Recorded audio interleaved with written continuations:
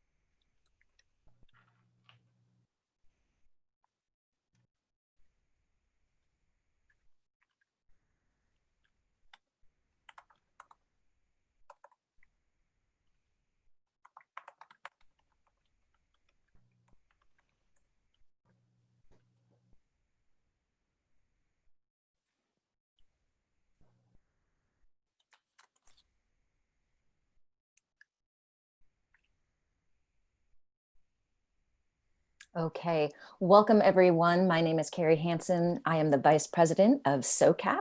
Thank you so much for joining us today. We are going to have another installment of our Radical Collaboration Conversations. We launched these at the beginning of this year, in part to the pandemic and the current racial and social justice times that we find ourselves in. And then more importantly, because it is time for the impact investing in the impact field to really think about how we work and do differently. I am delighted to have this conversation today where we will dig into one of these types of collaborations. We hope that you can take many of these ideas back to your work and begin to create action on your end. And then if you'd like this conversation, we will have more of these leading into SOCAP Virtual and at SOCAP, where we can also really dig into solutions. At this time, I'm going to turn everything over to Andrea Minelli. She's the Senior Advisor with Titan Partners. Thank you so much. Carrie, thank you so much. And it's just such a pleasure to be here collaborating with SOCAP on this Radical Collaboration webinar. Good morning or good afternoon, as the case may be. My name is Andrea Minelli, and as Carrie said, I'm a Senior Advisor at Titan Partners, and we're a strategy consulting and investment banking firm focused on education and training. I'm joined today by my colleague, Nick Kind, Senior Director, who's based in the UK, and then two exceptional leaders from the world of impact investing. Joanne Chen, who's a director at the Employment Technology Fund based here in the US, and Joe Ludlow, who's the Impact Investment Director at UFI based in the UK. I'm going to let them introduce themselves more fully once we get going, and Nick is going to moderate a lively discussion between them and I hope you, the audience. But first, I'm going to frame the topic today with some important data, even if it's pretty disturbing. So let's get going. Before COVID, this problem of getting people back to work was not a new thing. In the United States, 43% of all working age adults lack a high school education. 53 million make $35,000 a year or less, which is pretty much the federal poverty level, depending on the number of people in your family. In the UK, which has different social support systems and really a different education system, the numbers are pretty bad too, if not quite as severe. Too many individuals lack the education, training, and know-how to navigate the world of work and to fill what we know before COVID were existing job openings. And certainly those that exist in the future, which could be unattainable for them. It's no secret that the future of work is upon us. We can advance the slide. With the need for technological skills estimated to increase by 60% before 2030, that means many people will be left behind. Millions of workers are estimated to be dislocated by technological change, by automation. This is an old slide. This slide was produced before COVID. It's only going to get worse. You can see that 2.5 million are estimated to be displaced in the next 10 to 20 years, and no one even has estimates yet now that we are into the COVID era. The next slide really speaks for itself. You know, pretty dramatic. If you can't quite read it, you know, this is the peak employment relative to looking at, okay, the last 40 years, which may be actually the last 60 years, which is a long period of time. Very dramatic. The point here is that those who can least afford it are getting hurt the most. So let me close with one more slide. With all these changes, low-wage workers, those that need the most help, get hurt the worst. The graph at the right shows us with the Great Recession, which was global and had severe impact. You can see that the people lacking in education never really recovered. And not only did they not recover, they probably were part of the underemployed or unemployed, which even before COVID was a significant number of people. With all the changes to the world of work prompted by COVID, just look at the way we're doing this webinar, these numbers will definitively look a lot worse. No one knows how much, but it's fair to say very significantly worse. So the future of work has really collided with no work for many people. What are the implications of this? Not only do we need to reskill, but we also need to upskill to account for jobs that were lost and never coming back. We know we don't have all the answers yet, but we do know that there are people who are working on this and trying. And the next session, part of this session, we're going to talk to two such individuals who, through their funds, are really trying to tackle these hardest problems. My colleague Nick is going to moderate this discussion. And while these funds are not yet operating at the massive scale that's needed to change, they are stimulating novel approaches and radical collaborations to change the way that people approach the problems that I've just talked about. Nick, I'm going to turn it over to you. Andrea, thank you. And what we're going to do is take this into a sort of really 3 different sections as we go on from here. The first thing we're going to do is we're going to hear a little bit from Joanne and from Joe about what they've been doing, and indeed the radical collaborations that they've put together with a really interesting range of stakeholders. We're then going to move into just examining between us some of the questions that we think are key, and notably the question which is at the top of this webinar about how can and cannot impact investing help people get back to work. And then we're going to throw the questions open to you guys who are attending. It's really nice to have you all here and see, you know, how many of those we can get through before the top of the hour when we finish. So we're going to kind of drop this slide. You now know who we all are, and move into the slides from Joanne. Joanne, over to you. Hi, everyone. Thanks so much for being part of this conversation, and thanks to Titan Partners for having us. So Employment Technology Fund, I help to lead Employment Technology Fund, and we are an early stage fund focused on technology solutions that help workers advance economically. We're specifically focused on workers earning low wage or who have low to middle skills. And so this slide essentially lays out the core tenets of our thesis. So the core of our work is helping adult learners and job seekers to advance economically. And we do that by seeding early stage, pre-seed and seed stage companies that have technology solutions, scalable solutions that can meet that need. We do this as well by supporting diverse entrepreneurs. And so one thing that we would love to add to the discussion is, you know, based on the slides we saw earlier, if we saw those by race, I think they would be stark and troubling as well. And so we invest in diverse entrepreneurs because we have found them to be to have the lived experience necessary to meet these challenges head on. And 75% of the investments we've made to date have a founder or CEO who is a woman or person of color. And the last piece is, and we'll share a little bit more about this in line with the radical collaboration theme of these conversations, is that we seek to catalyze diverse sources of capital. And we'll talk a little bit more about that on our next slide. So this gives you a little bit of the trajectory of Employment Technology Fund, and it really is a story of radical collaboration.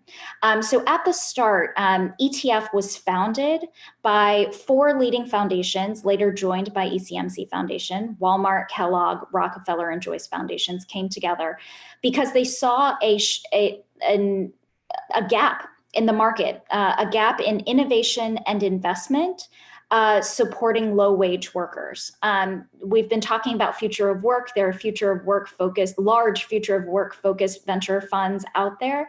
But when they talk about future of work, it's often the future of work for highly educated, higher income workers. And so these foundations came together and decided unusually to pool their capital to create Employment Technology Fund to try to meet that gap, to try to fill that gap. And so the fund itself was launched in 2017. My partner Igal Kurtzenbond came on to help run and lead the fund. And really over these last few years has been demonstrating that this is an investable thesis. There are good quality deals and fantastic innovation that can have a financial return and meet the impact goals that we were designed to meet. And the second sort of phase of our evolution now, and a second example of radical collaboration is that last year, Employment Technology Fund became a part of JFF, Jobs for the Future, which is a 40-year-old workforce development nonprofit working across the US. It's got a fantastic reputation in this space and trying to create economic opportunity for all, particularly in the education and workforce fields. And so ETF came on to be the investment arm of this nonprofit. And to help bring in our expertise around investment, innovation, finance, technology into JFF, which brings its deep expertise and networks in workforce development, in policy, in the variety of areas of expertise needed to tackle the problems that Andrea laid out at the start of the call. And so this is where we are now. We are building the foundation now for scale, because we believe that investment like this is needed to meet the moment. So we can move forward. And just to give you an idea of our portfolio and the kinds of companies we invest in, we invest across four areas, which we have shown here. Learning and training, which is about getting skills. Assessment and matching, which is about understanding what skills you have and how those skills map to credentials and to work. The third is job search and placement, which is about you got the skills, you know what skills you have, let's get you into a job.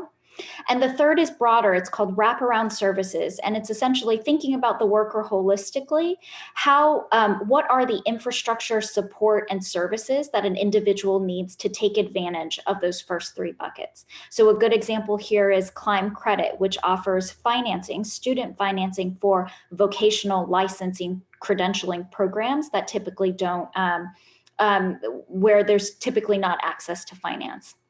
And so as you can see here, we invest at the pre-seed and seed stage, primarily going as far as Series A, because we see there's a gap in the market here, both for diverse entrepreneurs and generally. This is where risk capital is needed, and that's where we play.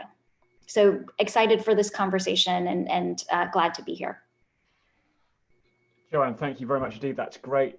We're very proud to call both of you as people and organizations, friends and clients. It's really lovely to have you here. I'm going to pass straight on to Joe to his section.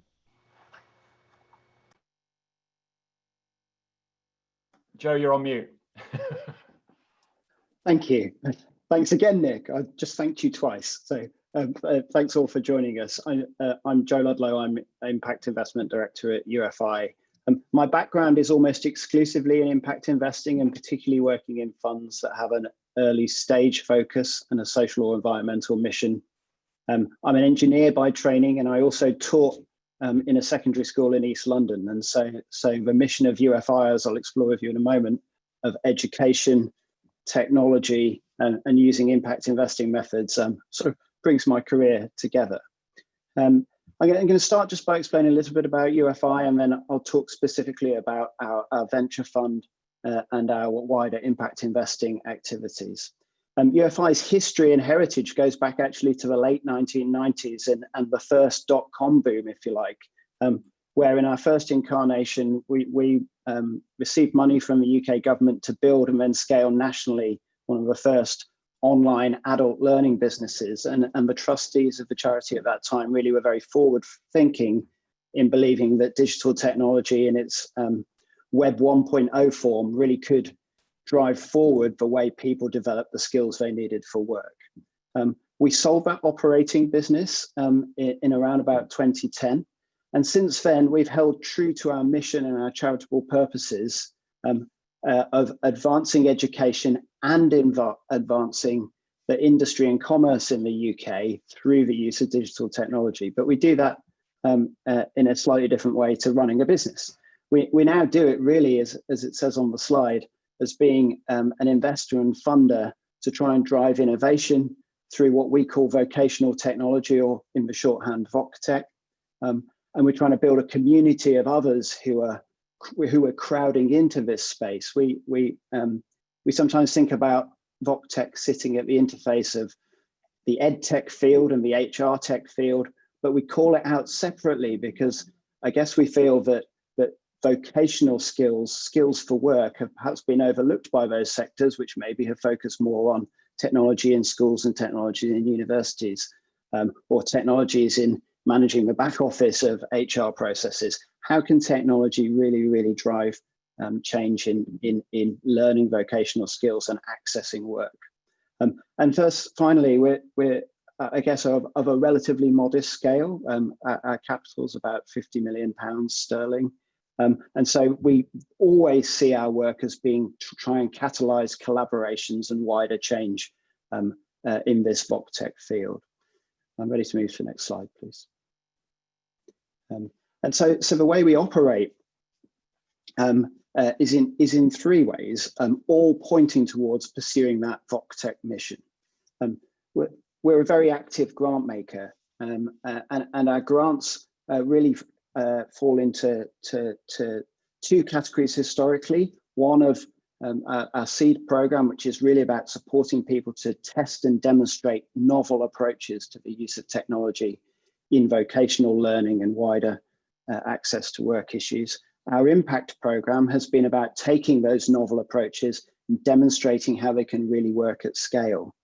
And in the light of the pandemic this year, we introduced a further program called VocTech Now, where we responded to the urgent need to adopt vocational technology that we saw across the vocational learning and training sector, where many training providers in the UK had not really adopted technology to any good degree when they found themselves needing to deliver learning and development work remotely and online. About 2 years ago, I joined UFI and we began to build out our venture program, and our board has allocated 10 million of our capital to a seed stage venture fund. I'm going to talk some more about that in some detail in a moment. But the origins of that activity really are from our research and development activity, our early stage grant making, and from our heritage as an organization operating a VocTech business that says actually where we can identify really promising innovations that help workers to advance in their careers, and those things create value for employer businesses, actually there's an investment opportunity as well as a grant making opportunity. And we're trying to demonstrate that investing in this space can deliver good returns as well as strong impact. Finally, we began this year a process of looking at the impact of all of our capital. And really, we believe that in 2020, it's now possible for our total capital to be invested in line with our mission. Some more closely to our direct VocTech mission, some perhaps more further away, but we're in the process of transitioning all of our capital, which is managed with by a range of third-party managers, into funds that point towards our overall mission. So a little more about our seed venture fund. Just back one slide a moment, if I may. I'll just talk a little to the portfolio. So we're really at the very beginning, about a year into investing in this fund, and we're going to try and build a portfolio of about 20 companies with this idea that we can create impact and returns by investing in line with our mission. And we look across what we've learned through our work with Titan to call the education to employment cycle.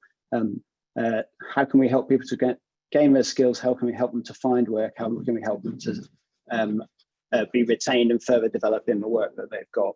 And broadly, we look at the investment opportunities that we're making through three lenses, looking at sectors that we think are particularly significant and important to the UK and to the workforce of the UK, looking at what we think are essential skills for work now and the future of work, and really the infrastructure that aligns the good outcomes for workers with good outcomes for employers. How can we invest in platforms that do that? And we're, as you can see on the slide, we're sort of about 6 investments into what will become a portfolio of 20 or so. I'm ready for the next slide. The way we think about the impact of a portfolio overall is through these 3 outcome areas. Firstly, looking at it through the lens of the outcomes for workers in the UK, where we're trying to demonstrate benefits to workers and reach a significant number of benefits in terms of skills, confidence, motivation, and access to work. And at the same time, trying to demonstrate that there's good outcomes for employers in the UK from working with the investments that we make. So improving their performance through developing the skills of their workforce. And then the third lens on this, which is very much an impact lens, but really about our mission in terms of developing the sector. We're trying to demonstrate that investing in VocTech is attractive to other investors through an active co-investor program, and that ultimately the returns from the fund prove attractive.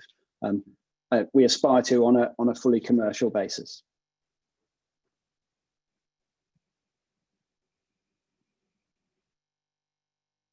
Joe, thank you. I was nearly on mute then too.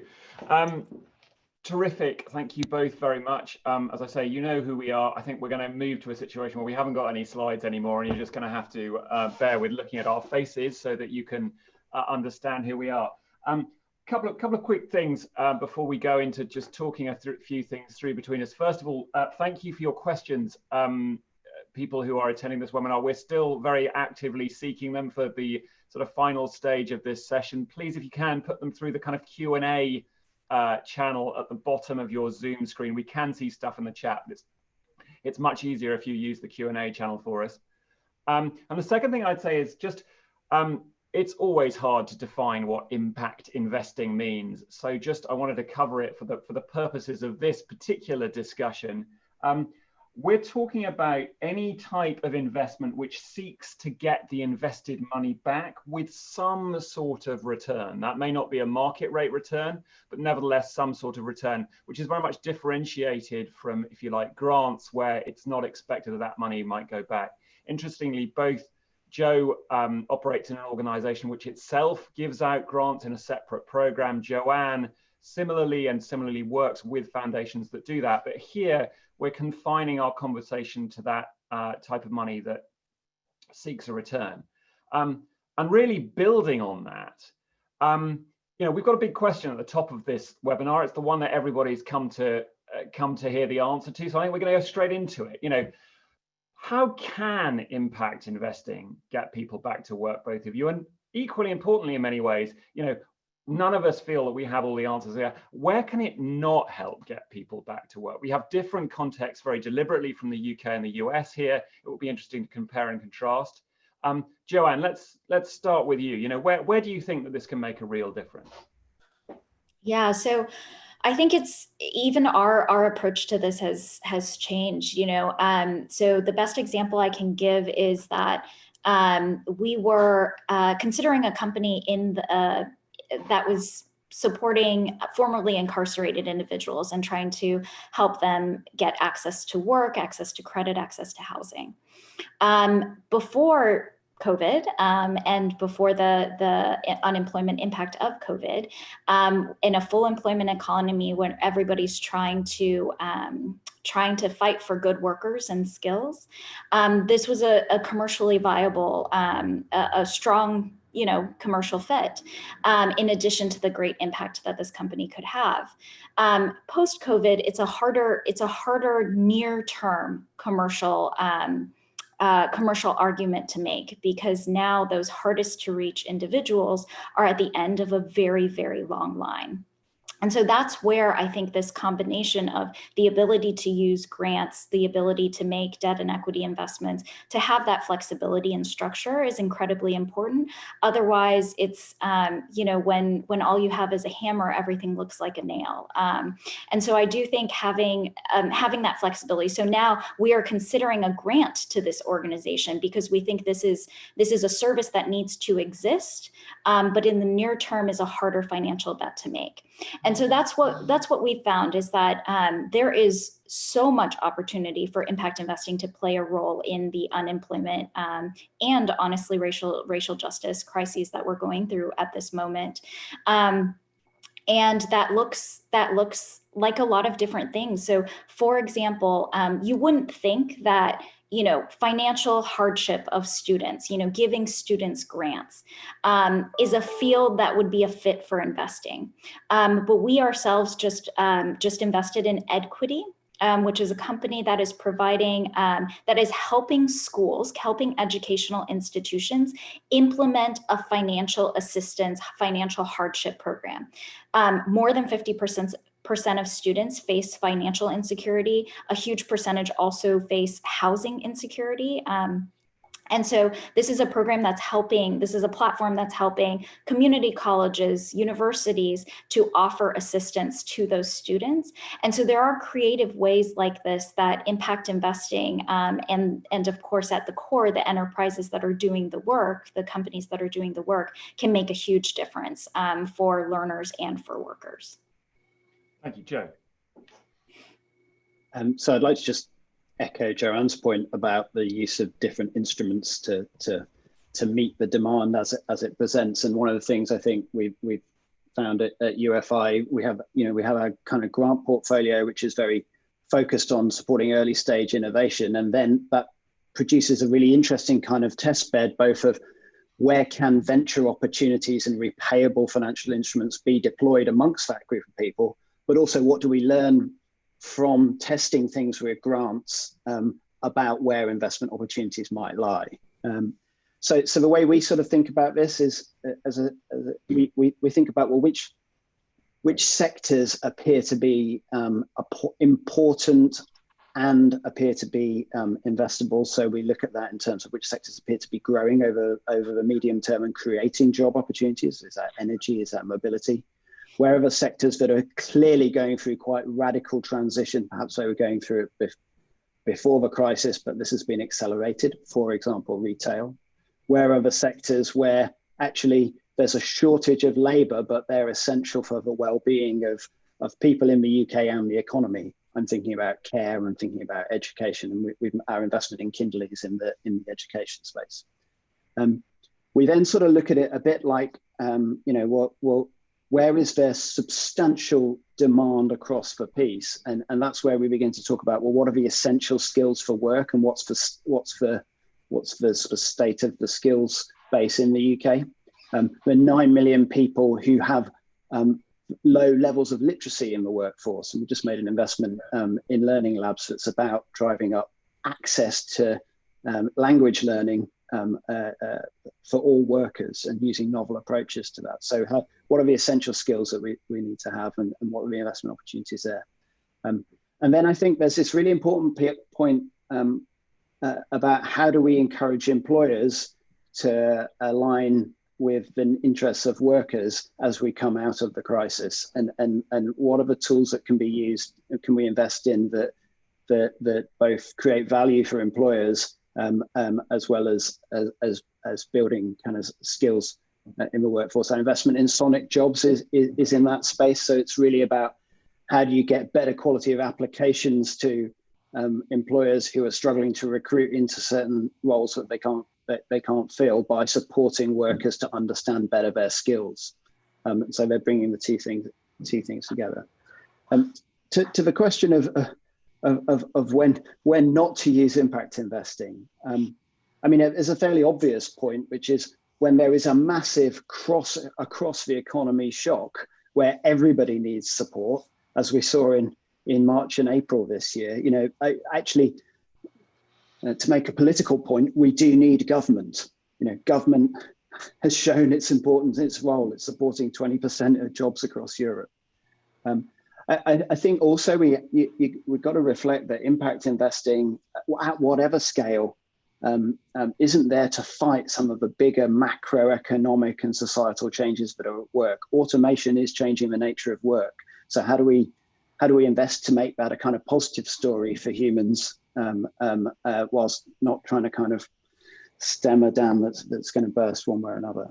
And I think the other thing we've got to think about is what's the role for impact investors in innovation when there are some very big tech giants out there who are innovating perpetually and have massive resources to solve lots of the problems that we might see in this kind of future work landscape.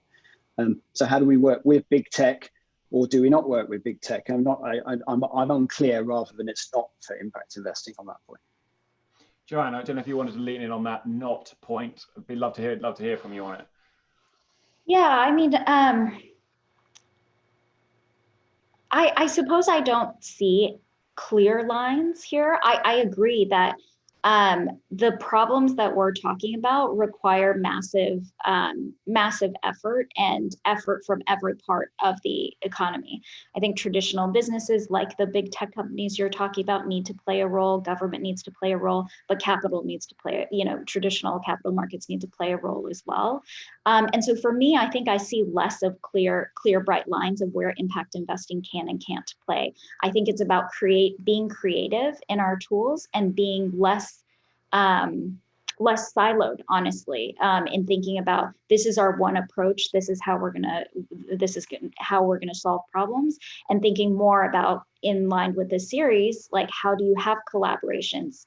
How do you stack the capital of traditional investments and grant investments to make everybody's returns work? I think that's where that's sort of more my perspective. And just very briefly following up on that, I mean, do you guys distinguish between, offering whatever sort of support between for-profit companies and not-for-profit companies? I mean, in the UK, we have really clear distinctions, for example, between charities and limited companies. And I know there are similar structures in the US. Do either of you make that distinction when you're thinking about impact investing or not? I mean, particularly what I know, Joanne, you've in the past done loans as well as equity. Joanne, maybe first. Yeah, sure. So I would say that in some ways we do think we have to be thoughtful about when we use each type of capital and into which organizations. I think there are, and I think there's more fuzziness now around those legal structures. There are nonprofits with fantastic earned revenue models that can be sustainable over time. So how we think about it is what is the use of our capital in this particular moment? Sometimes an organization, a nonprofit organization, does just need a grant because they are doing something that can't make a financial return, a meaningful financial return in the near term. In particular, some of this we should think about timelines as well. In the near term, they can't make a financial return, and so a grant is needed to create something that the world needs, right? Or that the world should have. But that said, we've made grants and recoverable grants to for-profit organizations, and we try to be really creative in how we think about it and not think of clear lines of distinction as they've been traditionally drawn. Joe, don't want you to lean into. I mean, actually very similar approach from our perspective, perhaps with one distinction, which is, we're very clear that one of the goals of our venture investing is to demonstrate that investing in VocTech can produce a commercial return and can leverage more capital on that basis, because what we're trying to do is to some extent be a catalyst for others to participate. And one of the learnings, I guess, from the last 12 months of operating the fund is that when we have seen propositions from non-profits, we have the tools to finance them, but perhaps the wider market has a different, less kind of nuanced view of how to finance early stage, not for profit opportunities in this space than we have tools to. So we may do something outside of a venture fund around those sorts of vehicles, because on balance, our portfolio is all for-profit companies with a clear mission focus, and we bake that into their constitution and the terms of our investment in any event. Joe, thanks. And guys, thanks for your questions. Please keep them coming in. My next question overlaps substantially with a couple of things that people have been raising in the chat, which is great. So Lindsay Smaling and Alex Todd, thank you both very much. I hope I pronounced your names right. For me, one of the biggest issues in this whole space is, how do you measure success? How do you know that, first of all, how do you define what success is? And then how do you know that you're getting there, or even that you've got there? I'd love to hear from both of you how you are endeavoring to do that in your own separate activities. Joe, let's start with you this time. So first of all, it's really, really early days for our fund. So I couldn't possibly talk about any success. I can only talk to you about the kind of framework that we're working to and how we're trying to track progress towards it. And then maybe an example or two. So you already saw the slide where across the entire fund, we have those three sets of outcomes and stakeholders that we're investing for. So adults in the UK, helping them to access and progress in work. Businesses in the UK, helping them to improve their performance by developing their workforce. And the VocTech sector by demonstrating that it's attractive to investors. And when we make an investment, we do a substantial piece of work trying to understand the theory of change of a company, the extent to which that aligns with that impact framework, and to agree some specific measures that will evidence how they are contributing to the framework. A sort of side note, which is to say, this is the first time in my 15 years in impact investing I've worked in what I would describe as a single issue impact fund, and the freedom and liberation that comes from being able to set that framework at the fund level and being able to say, look, each asset in this portfolio contributes to that framework, and we can aggregate the measures to some degree so we can see the total impact of the portfolio is brilliant. And I'm a strong advocate for, if not single issue funds, then carving out issues and building an impact framework around them so that portfolio companies can all contribute to a common goal. Yeah, and Joanne, we're going to come to you in a minute, but just, Alex raised this issue around, where is data useful? We've set up actually a framework together, Joe, of some of the data that we monitor to see if society is changing in certain ways and if certain success metrics are being measured. So we do use kind of external data sometimes. Joanne, your point of view. Sure. So I would say, similarly, we are very focused on measurement. I think we are in the early days of our thinking and maturity on that front as well. I think there's a lot more that all impact investors can be doing to improve the evidence and validation of their impact. So we think about our metrics in sort of two ways. At the portfolio level, we're primarily measuring things like our metrics on diversity of our entrepreneurs and the subsequent capital that our capital helps unleash, because we are investing in scalable solutions that can reach significant numbers of people, and so reaching additional capital, gaining access to additional capital is a good leading indicator of that. That said, the actual impact on individuals, we have not to date rolled up across the portfolio, in part because across those the four buckets we talked about, there are very different avenues for impact, and the metrics at the end of the day are different. And so we take the approach that we work with each company to develop a small number, typically less than a handful, of core metrics that are important to their business, that are impact oriented, but tied to the core business, because that's what we invest in, companies where the financial and impact returns are in sync. And we help them to put those impact measurements in place and track them over time. The thing is that we're early stage investors, pre-seed and seed stage investors. So I'm very much of the mind that we have to be thoughtful about metrics by stage, because for a pre-seed stage company, the products that you're measuring against today could be very different 3 months from now, 6 months from now, 12 months from now. And so I think there is a staged approach to that impact measurement.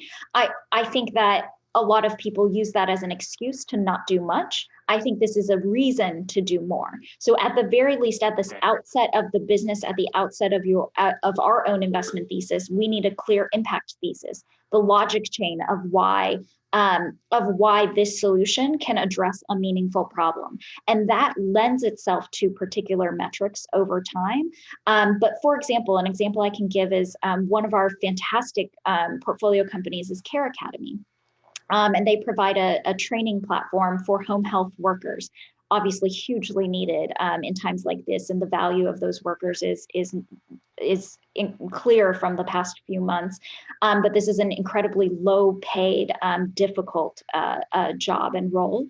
And so they have in their early days measured, how many people they're reaching, the credentials that are being issued through their platform. And now over time, as they've advanced, they just raised their Series A this summer. As they've advanced, they're now able to look at, well, how many of those individuals who got credentials on our platform have continued on to get additional certification.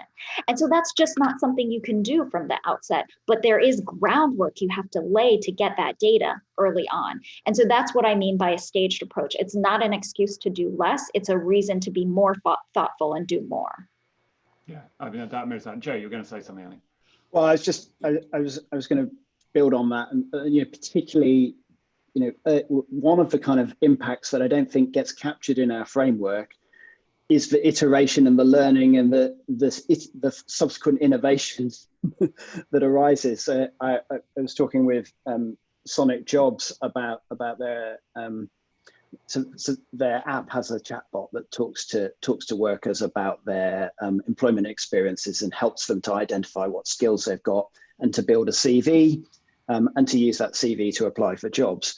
And that was working beautifully. And then they found that there was a drop off with some of their users who would get invited to interviews by employers who then would just not reply. And although, perhaps there's a, perception that a younger generation kind of are just in the habit of ghosting people. But their insight was actually, look, we've got a whole set of people here who are not feeling confident in how we frame a professional reply to an invitation to an interview, or perhaps an invitation to an interview on a time that you can't attend. And so then they've built some technology that helps the worker to structure their response and to feel confident in responding to the employer. That kind of additional learning and insight that comes out in investing in really early stage companies that is clearly a benefit to them commercially and how they built their product, but actually it tells you something about the overall problem. I just said something about kind of balancing the kind of stories with the hard metrics, I guess. Yeah, and yeah, I mean, this for me is one of these really big things about. The next thing I really want to talk about is scale, the future. How we're operating at, we're operating with large sums of money, but relative to many other impact investment areas, it's very, very small. If you look at what people are doing in terms of the climate crisis, or indeed in terms of healthcare, which has been called impact investment, our activities in the future of work and employability, and even perhaps in education more generally, are much smaller. what do you see as that future, particularly given this complexity that you're talking about of and around just individual nature of all of these different countries, the individual nature of the outcomes and so on? How do we make this durable? How do we make this have scale? Love to hear from you both. Mm-hmm. I mean, some of it is it takes early and catalytic investors like UFI and like ETF. I think it takes people taking the risk up front to demonstrate that there is an investable thesis here. And from there, there will be more investors who focus on the higher financial return end of what we're doing. There will be philanthropic funders who focus on the lower return areas, but it takes innovators and people sort of drawing attention to this field. That said, I would say the COVID crisis, I think, and especially this thinking around the workers that we have overlooked, the workers we have called unskilled, low skilled, these have become obvious that these are the workers that the economy actually needs. These are workers that we can't do without. If I didn't exist, like the world would continue. If my function didn't exist, the world would continue. But if you don't have somebody stocking grocery shelves, we have serious problems. And so my hope is, and this is perhaps optimistic, is that the increased consciousness around workers and the fact that these workers as a huge percentage of the workforce will demonstrate to more investors and particularly traditional investors who sit on large pools of capital, that this is not exclusively an impact feel-good thesis. This is an untapped market with huge financial and impact potential. And I think it will continue to take catalytic investors like us to ensure that the impact stays baked in. Good. I mean, look, we've been both ETF and UFI have been operating in this space for quite some years, and then suddenly this future of work agenda has blown up because of a particularly horrific crisis that the whole world has had to face and is going through, and I think we have to say that the future of work question is going to be the defining issue of the next decade for politicians and for all of us. And I think that the first thing I'd say about the role of impact investment is that it is not baked in that the future of work is good for people. And so that, if there's anything that we should really start from, it's how do we invest to create a pro-human future of work? How can technology both advance human progress and advance the goals of all of us in a kind of stakeholder capitalist society at the same time? How do we deliver a fair and equitable employment market? That is the goal of impact investment in this space as it becomes the central issue of the next decade. I hope that gets everybody going. Yeah, I mean, look, actually, it speaks to, so David Nitch has got a question, which I think is, we're around, but I just want to kind of air it for you both in case there's anything else you want to add. He's asking, when making investment decisions, to what extent do you consider how that company and its solutions contribute to your portfolio and its solutions? Another way of asking this might be, how does your strategy determine where you deploy capital in each instance? I mean, I know that for both of you, that's core to what you do. And indeed, we've worked with you both on it. But would you add any further things to that? I just say, I think this speaks to the question, but forgive me if it doesn't quite. So part of what we're doing is trying to back the innovative products and services and new ventures that supply the pro-human technology future work. And we're trying to bring co-investors and attract other funds in to kind of scale that up. And then the bit about shifting where our financial investments, if you like, our mainstream investments are to impact investments is probably, although it may only be a small amount of money going into the mainstream world, trying to change demand. So how do we as active investors get the mainstream corporations we're investing in to think about what a pro-human future of work looks like. Here's the supply, and actually demand it as well. Yeah, and as we're talking about that, thinking about the radical collaboration again, that's how we think about our role within JFF as well, because JFF takes a multifaceted approach to exactly this problem. There is ETF in the investment arm, but there's policy work to be done. There's work to be done with, we have a corporate action platform that's working with large employers, so Fortune 500 companies, on how they can be more impactful in their employment practices. And it does take this sort of cross-sector, cross-disciplinary approach to have the long-term systemic changes that we're talking about. I'm going to talk about a couple of questions, and then move on to one which some which are a little bit more broad, and we can perhaps use those as we move in. That we've probably got 5-10 more minutes. But Sharmista is asking, how do you measure project success? Like, I think she's making the comparison, which Joe, you and I have talked about this endlessly. Joanne, you and I haven't, but I suspect that it's clear and present for you.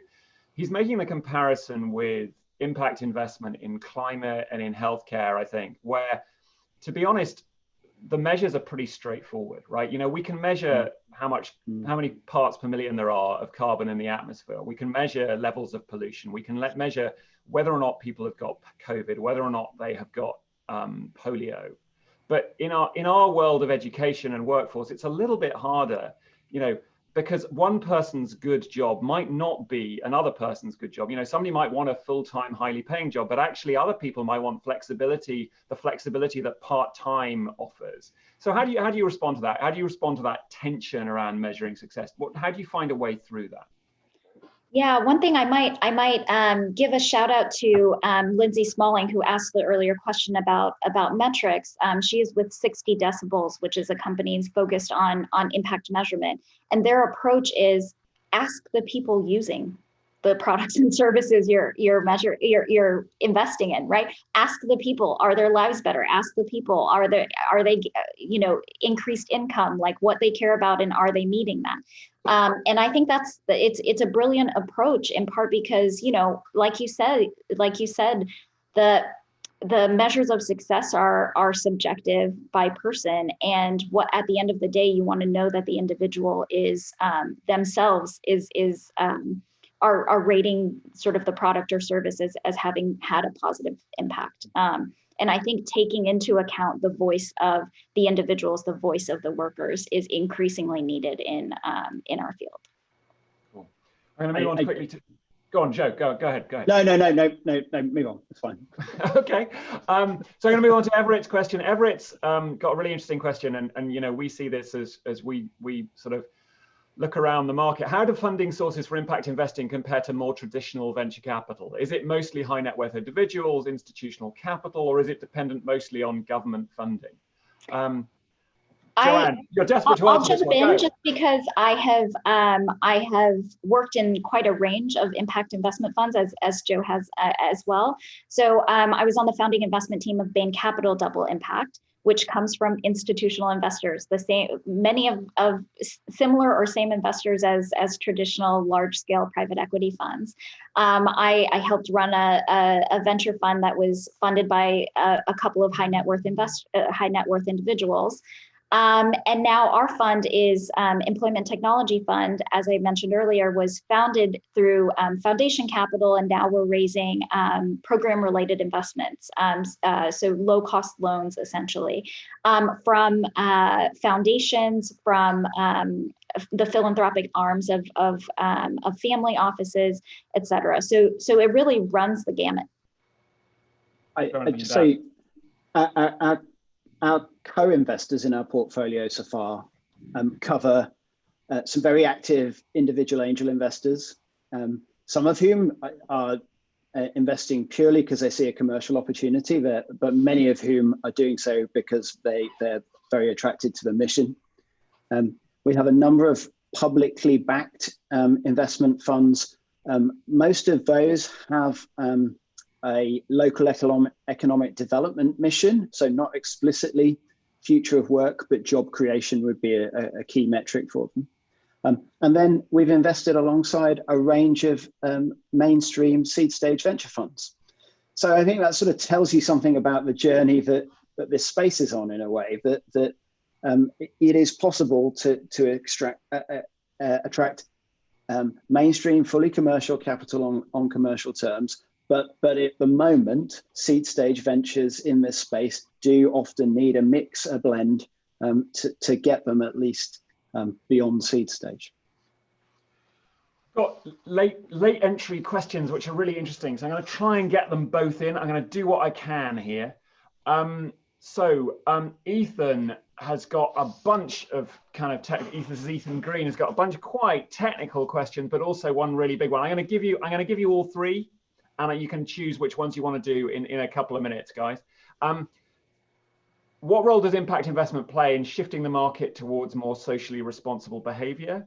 How much do you see the market responding positively to the success of social enterprises? Do you think the ethics premium is real? And if so, why is it ignored? Fascinating. Those we could have hours on that one. And do we see exit strategies as an indicator of success or demand? So big ones there. And I want to try and get to Tim Silman's question as well. So guys, see how pithy you can be. Can I have a quick go at some of Ethan's question, which is, I think there's a pitfall to avoid in impact investing, which is being so focused on investing for your mission and failing to close off some of the socially responsible, environmentally responsible, good governance practices, which you might consider the back door whilst you're looking through the front door. And a shout out to Big Society Capital, who are a big wholesale investor in impact investing in the UK. We adopted their responsible business principles. So whilst we're focused on a VOCTEC theory of change when we're investing in companies, we're asking them and assessing them to make sure that they are being more broadly good, responsible businesses across the piece at the same time. I hope that speaks a little bit to it. I would also say to one of the first questions, I think it's less that impact investing is influencing individual behavior and consciousness. I think it's the other way around. I think the more conscious each of us individually in our choices is about the impact of our purchases, the impact of everything we do, the more opportunity there is for impact investing. I think it starts with individual consciousness. Thank you. And I think that's I'm gonna kind of endeavor to answer Tim's question and bring this to an end, because that kind of is a beautiful segue, Joanne, into Tim's question about the role of government and whether or not we encourage entrepreneurs to have a perspective on the role of government. I think probably all of us are aware of the vagaries of governments, that policy comes and goes, and certainly my take on that would be you need to see people who've got business models which are sustainable beyond government policy, ones that are serving real needs that are going to be relatively durable, because relying on individual or specific policies can be very dangerous from a sustainability point of view. We've run out of time. Thank you all very much indeed for a really interesting discussion. It's whizzed by. We're delighted to have been able to bring you together today. Please do email us. We're going to try and put up our contact details on a slide if we can. If not, they were available in the email that you were sent. It's been really nice to have you all here. Thank you very much indeed. Thank you all so much. Thanks to Titan and SOCAP as well. Thank you. Thanks. Bye. Thank you. Thanks, everyone.